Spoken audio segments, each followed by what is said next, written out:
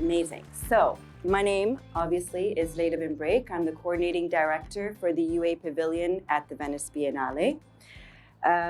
We are the caretakers of the UAE's representation at the biggest international, most prestigious platform for art and architecture. And we've been participating since 2009. We've done 6 art exhibitions and 4 architecture, last year being our 10th exhibition in Venice, and also the year that we won the most prestigious prize, the Golden Lion, which is like winning gold in Olympics for your country. Yeah, woohoo, yeah, it's exciting. But before I continue, I just want to quickly take a survey. How many people actually know what the Venice Biennale is? 1, 2, 3, 4. Okay, I'm actually really impressed because most of the time it's maybe one person. But for those who don't know, the Venice Biennale is the oldest kind of international platform that still has country representation. So countries participate with pavilions. It's very different than Expo. It does it through the lens of art and architecture. They also have smaller presentations with dance, music, theater, and you probably know the Venice Film Festival as well. So it's quite a large enterprise. And you can say it's a platform for cultural diplomacy. Okay, so what am I here to do today? So as I said in the video, we're storytellers. So I thought, the theme today is folklore. And I guess the question is, how did we get here? How did the UAE get here? How did we win a lion? How did we develop and move and go forward? But before I do that, maybe I'll tell you a little bit about my story first. I'm Canadian of Yemeni heritage and Zanzibari roots. My parents grew up in Zanzibar.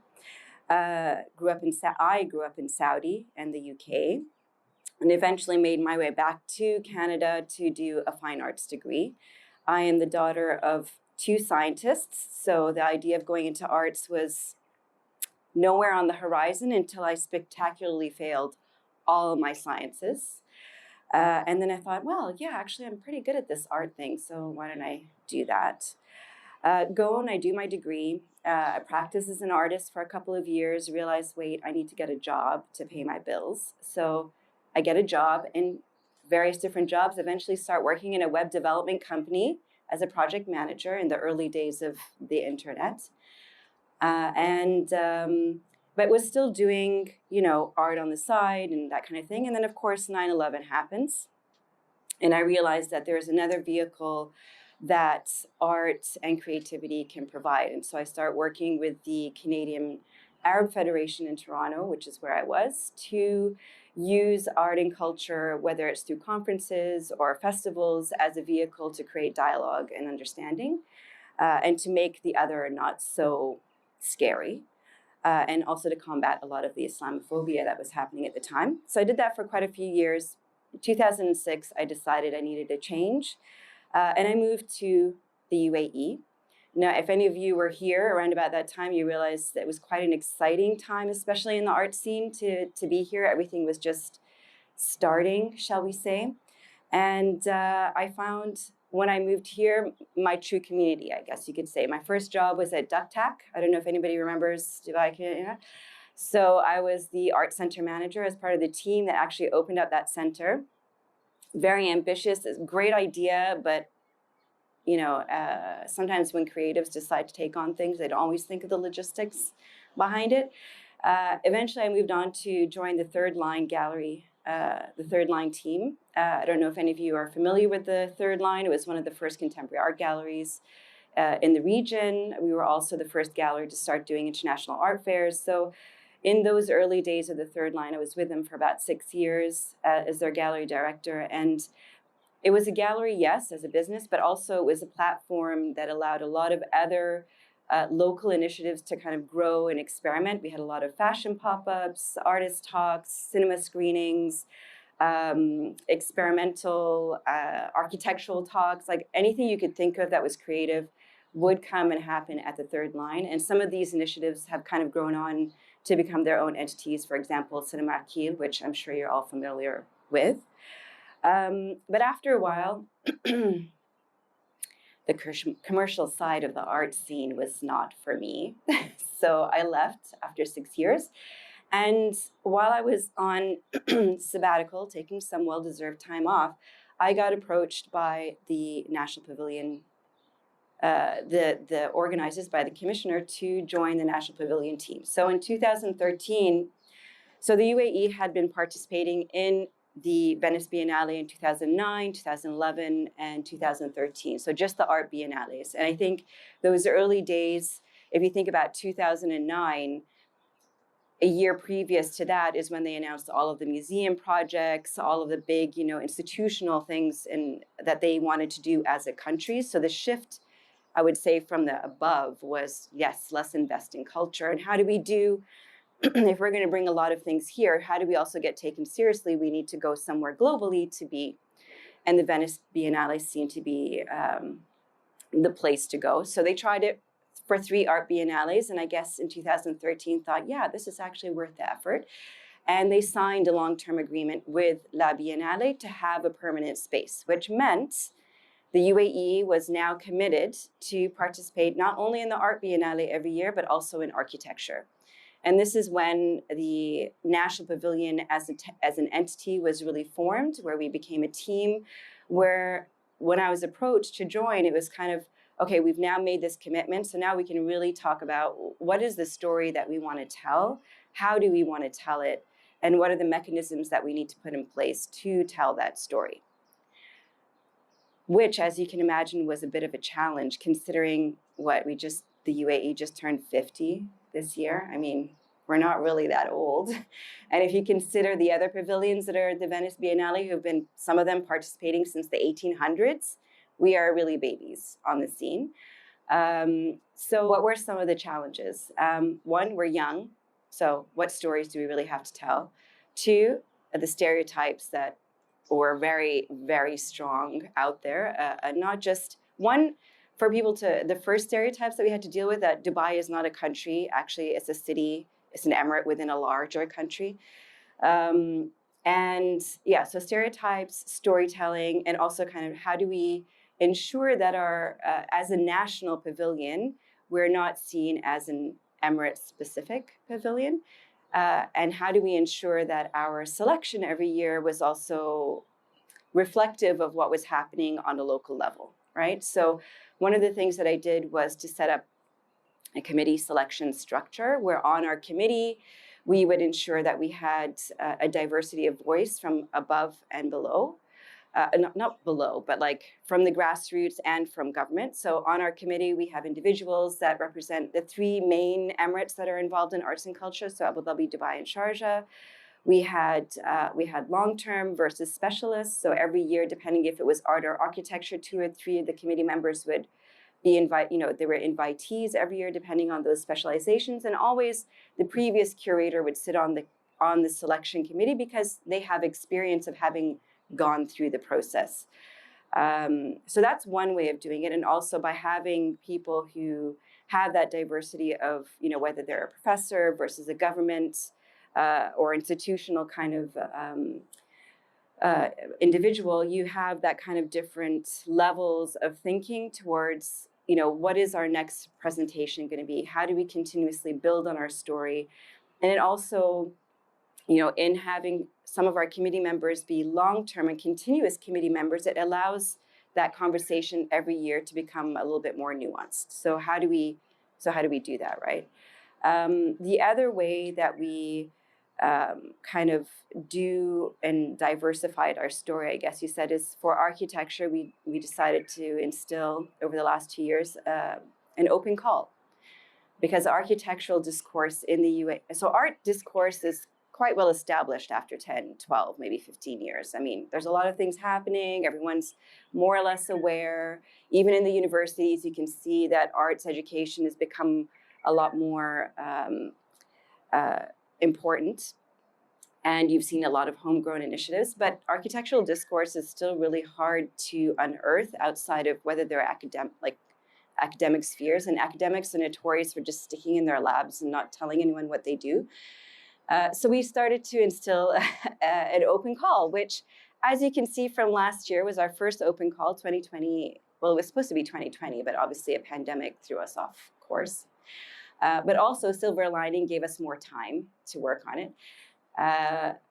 And we came, our open call gave us YY, which then produced Wetland, which then won us the Golden Lion. So, that's one way of kind of unearthing these individuals. Plus, the other thing that we do too is, let's say from the ground up, is we have a Venice internship program where we send interns, individuals, so long-term Emiratis and long-term residents from the UAE to be caretakers of our pavilion in Venice.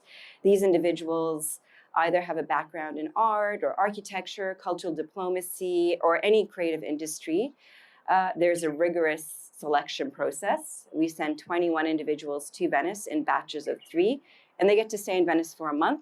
They get partnered up with an Italian intern who's studying Arabic, because there's a university there where they study Arabic and Middle Eastern studies.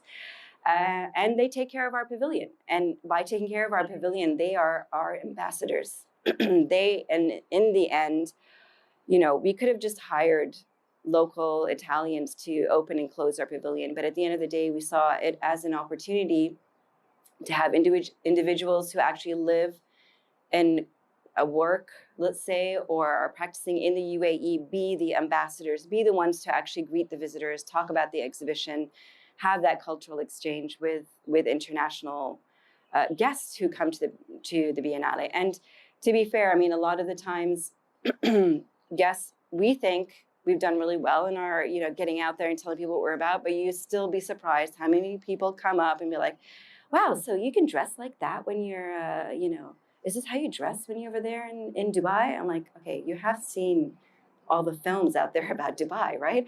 I mean, yes, we're not, you can drive, right? Are you allowed to drive? You really should be emancipated to drive. I'm like, we're not Saudi. And even now, Saudi, women can drive. So that's not, so there's a lot of that still happens. But I think what we've seen over the 10 years, especially after the 7 years of being in the same space, continuously being present, we've noticed that, I mean, this is what our interns tell us too, is that certain people come back regularly and they really want to see what the UAE has to say. Whether it's art or architecture, it also allows journalists and people who are covering. We've noticed there's a nuance now. There's a little bit more, I mean, there's still some bad reporting. There's always going to be bad reporting, but at least the stories around the UAE and what we're doing are a lot more nuanced. And this takes time, right? The other thing that we do is we use every exhibition also is accompanied by a publication. I have some examples here. So these are examples, you can take a look, of our 2017 publication. So this one is our 2015 exhibition by Sheikh Ahur al-Qasimi, and it's pretty much an homage to the Emirates Fine Arts Society. So the reason why I bring this one is that, when we talk about the long-term story, how do we create that nuance over time? So when she was appointed in 2015, it would have been the first art exhibition after we signed our long-term agreement. So the first one in our permanent space, the first one that's going to determine what all the next, 10 years, 20 years of art exhibitions are going to be like. And she was very adamant that we have to talk about what our history, we need to establish that the UAE actually had a fine art society, a fine art criticism, fine art discussion since the 60s, 70s. And that's what so it's kind of an homage to that. And at the time, a lot of people didn't really think it was a good exhibition because it looked like a museum show. I mean, we had a lot of discussions about how many artworks we could actually fit into our small space. It was a difficult exhibition, let's put it that way.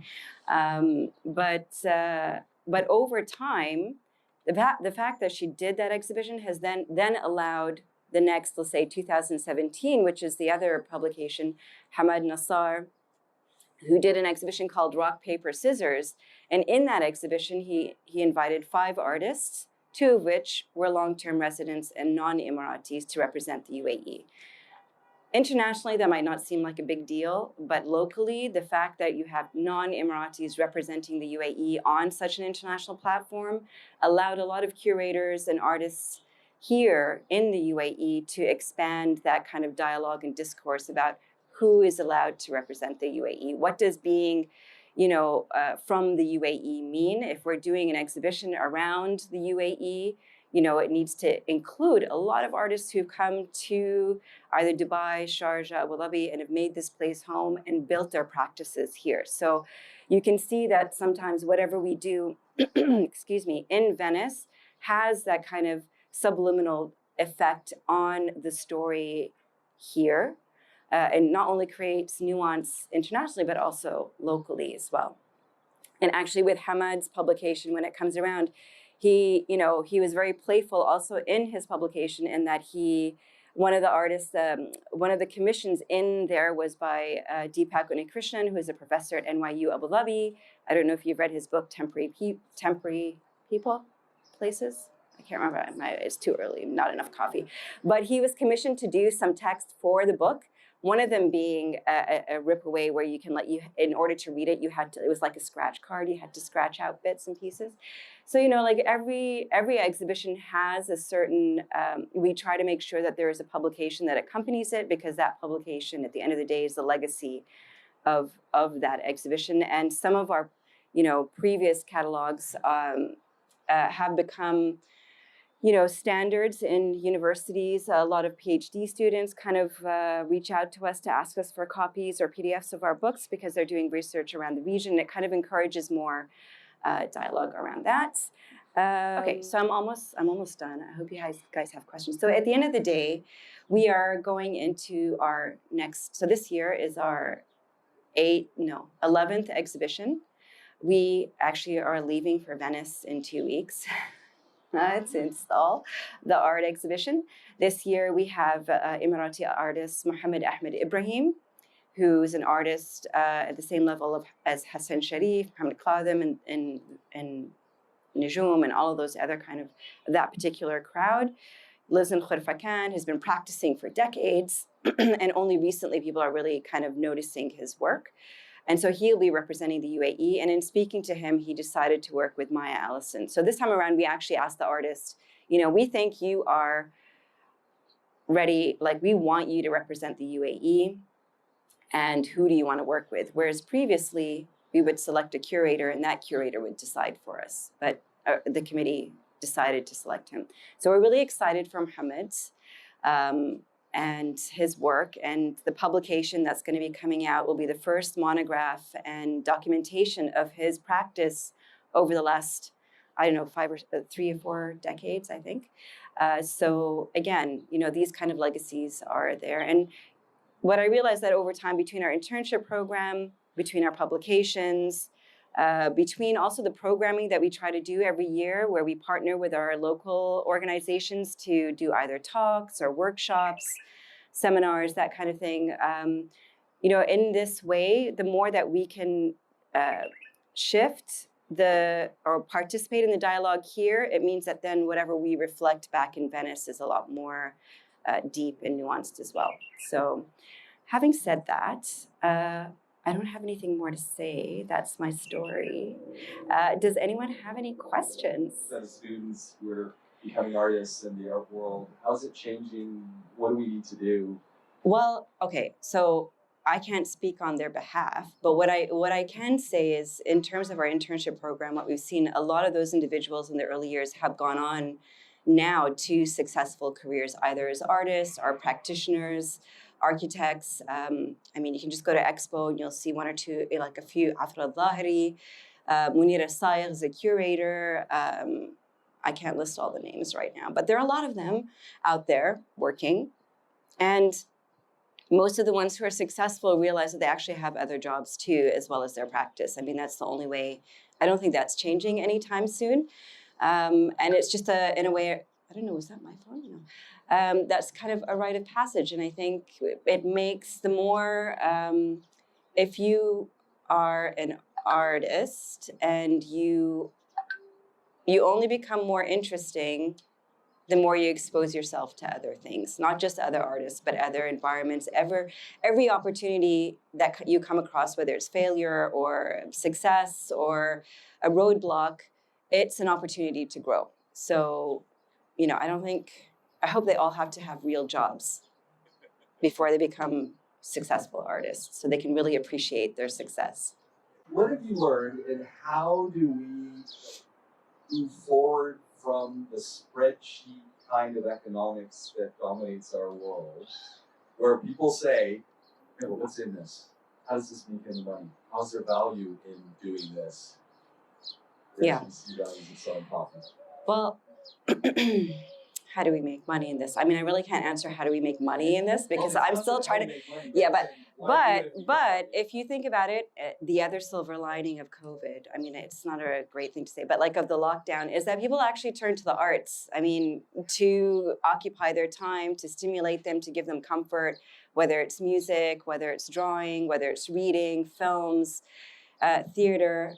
So, you know, I think in terms of that, there's always work to do. There's always people who still feel that they don't. I think people are also afraid to go and experience and understand, because sometimes if you think about the small world, let's say the gallery world or the museum world, it can seem a bit intimidating. But, you know, one of the things about the scene here is that if you really do go to a gallery and you ask somebody, majority, not all galleries, but a majority of galleries will have somebody who will take you around, and they're happy, at least in my time, to talk to you about what that artist's work is, who they are, what's their story. And for me, when we stopped doing that, that's when I stopped wanting to be a part of that. So, I mean, so that's one thing. We need to all be out there talking about it more. I think if you think about in 2009, when the UAE first started participating in the Venice Biennale, there was no value for arts education in the way that it is now, right? So these changes take time.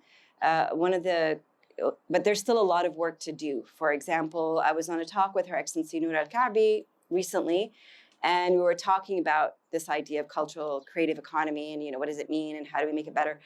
And I was just like, you know, okay, we talk about universities and how we need to have art schools and da-da-da and all this other stuff. I'm like, what about in preschool? What about in high school? Like, where's the arts education? You need to start young.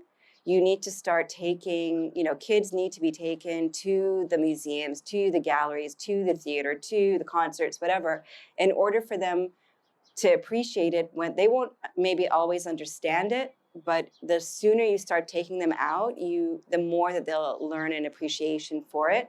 I didn't really learn an appreciation until I was much older, because we didn't have that culture. I also grew up in Saudi, so there was nothing really there. But even when we went on holidays, it was not a thing for my family for us to go to a museum. It just wasn't, you know, it wasn't in there.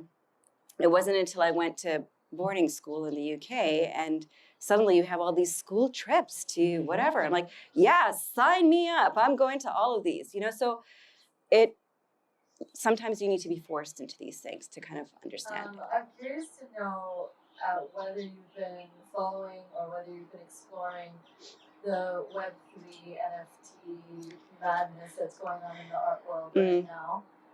And like, is that something that you feel like there's actual potential for, or do you feel like it's just... To be honest, I'm kind of seeing it happen.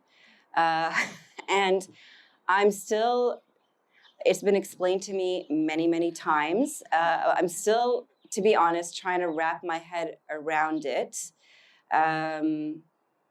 I don't know. Like, I think it's too early to say. The one thing about the UAE, you know, one of the good and bad things, just like a yin yang thing, is that they get really excited about things, and then it's everywhere, like NFTs, yeah, it's just, yeah. I mean, a paddle court. You're right. It just opened up in front of my building. I'm like, when did this happen? I didn't even notice they were building this. But anyway, you know, they're really quick to catch on to these things. So I'm really interested to see how it develops further. Yeah, I don't know. I don't have an answer for you yet. You know, whenever I get a chance to read an article, I mean, it's an interesting idea, but personally, I think it's just a lot of bad art out there, and it's about ownership at the end of the day. It's really for people who want to own things, and if you think about collecting work, there is an element of collecting that is really more about the ownership than it is about the artwork itself. Like when I buy work, I buy it because I want to see it on my wall and because I love it. There's a story, it gives me comfort or whatever, but there are people who buy because of an ownership thing, right? And I think that's where NFTs maybe make more sense for people. They feel they have a part of something. But let's see. I mean, who knows? Yeah, final thing, if you want to keep up to date with whatever we're doing, please follow us on our social media platforms at National Pavilion UAE. I don't know if you can see it here. At National Pavilion, yeah. And so we're on Instagram, Facebook, Twitter, although I'm not on Twitter. But and then we also have our Venice Interns, which is an Instagram page just dedicated to our internship program. So if you know future interns, we always do our call out in August or September for the following year. So Thank you very much. That was awesome. Thank you. It's been a lot of fun.